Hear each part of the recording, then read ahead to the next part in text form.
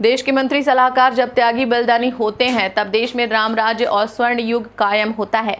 नमस्कार, EFT news 24 में आपके साथ मैं हूं सिमरन कौर।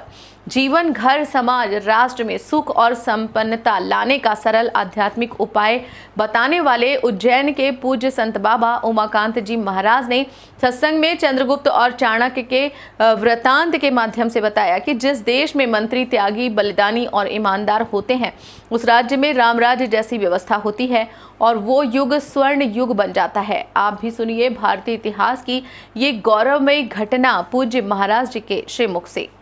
राजा लोगों को बहुत सी चीज मालूम नहीं रहती थी, मंत्रियों को अनुभव ज्यादा होता था और मंत्री जब चतुर रहते थे, होशियार रहते थे तो उस राज्य की व्यवस्था बहुत अच्छी चलती थी। त्यागी तपस्वी जब मंत्री होते थे तो वही समझो स्वर्ण युग कहलाता था, राम राज्य कहलाता था। जिस राज्य के मंत्री चाणक्य जैसे हुए, देखो चंद्रगुप्त का कार्यकाल स्वर्ण युग जैसा कहलाया। ज़्यादा बताने का समय नहीं है, लेकिन इंसान पाएंगे हम। दो विद्यार्थी बता दूं आपको, यहाँ पर आए थे भारत में पढ़ने के लिए। उस समय नालंदा विश्वविद्यालय समझो एक विद्यालय ऐसा था कि जहाँ से शिक्षा लेकर के बहुत से विद्यार्थी विदेशों में गए। तो आए, चंद्रगुप्त का समय था, देखे व्यवस्था बहुत बढ़िया है यहाँ की। से भाई हमको राजा से मिलना है, कैसे मिलेंगे? तो राजा आराम से मिलते थे, आज की तरह लाइन नहीं लगती थी। लोगों से मिलने के लिए आराम से मिलते थे। राजा मिले तो राजा से मिलके भी बड़ा खुश हुए दोनों, लेकिन उनसे कहा कि आपने व्यवस्था बहुत अच्छी राज्य की बना रखी है, बहुत सुंदर व्यवस्था बना रखी है।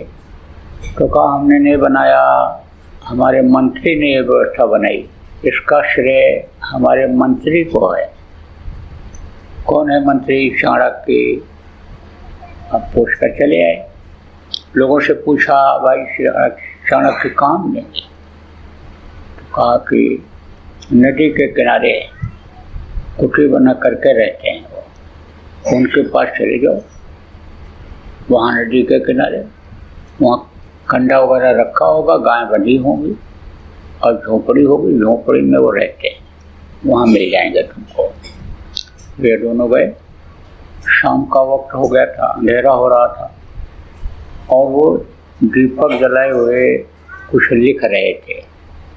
इन दोनों ने प्रणाम किया, दिव्य रूप देख करके मस्तक झुक गया।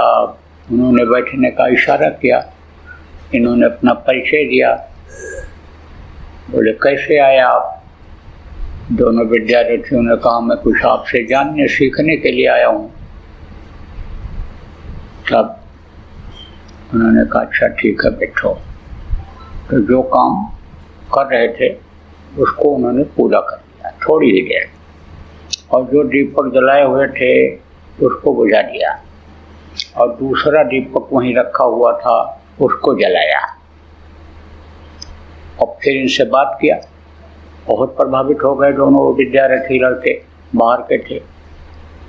लेकिन अंतिम समय, चलते समय वो पूछे ही बैठे कि आपने पहला दीपक क्यों बुझाया, दूसरा क्यों जलाया मेरे से बात करने के लिए, इसको बताइए।